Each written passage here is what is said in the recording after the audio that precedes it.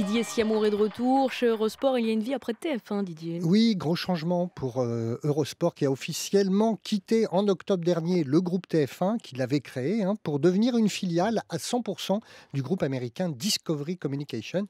Des changements sur le fond et sur la forme. Bonjour Julien Bergeau. Bonjour. Vous êtes le vice-président d'Eurosport, le groupe international de chaînes sportives donc. Alors sur la forme, d'abord, beaucoup de changements, nouvelles signatures, nouveaux logos, nouvel habillage, tout change, on ne reconnaît plus Eurosport. Absolument. Eurosport a fait peau neuve. Ça faisait 25 ans qu'on n'avait pas changé le logo, donc c'est chose faite. On a un nouveau logo qui est beaucoup plus moderne, beaucoup plus épuré. On a gardé en revanche l'étoile, qui était un signe très fort pour Eurosport depuis 25 ans. Et l'idée c'est quoi? C'est d'attirer un nouveau public? L'idée, en fait, c'est d'accompagner tous les changements du nouveau Eurosport, avec un nouvel actionnaire qui a de nouvelles ambitions, des nouvelles acquisitions de droits, des nouveaux programmes. Et donc, il fallait que ça se voit aussi au niveau de l'antenne. C'est pour ça qu'on a fait un nouveau logo, une nouvelle charte graphique, une nouvelle identité Et musicale. c'est quoi ces nouvelles ambitions justement? L'ambition, c'est d'aller sur des droits encore plus nombreux, d'améliorer les chaînes.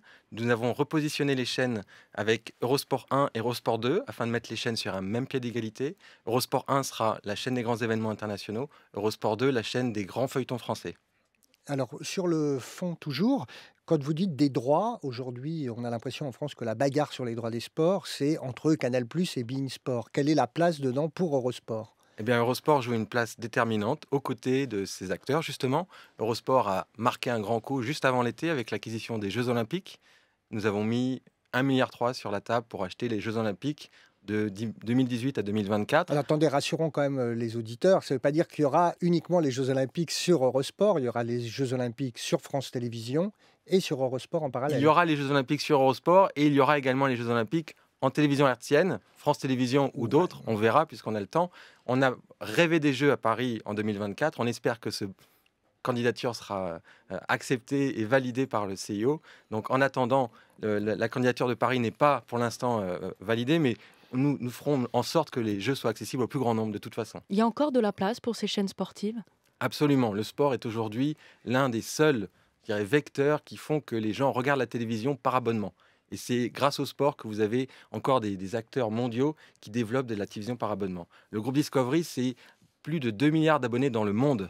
Donc, nous avons le soutien de ce groupe à l'échelle mondiale pour faire des acquisitions mondiales de droits premium. Alors, justement, le groupe Discovery, c'est un groupe de chaînes payantes qui est présent à l'international. On sait aujourd'hui qu'avec 25 chaînes gratuites, ça devient de plus en plus difficile pour ces chaînes qu'on appelle thématiques ou complémentaires.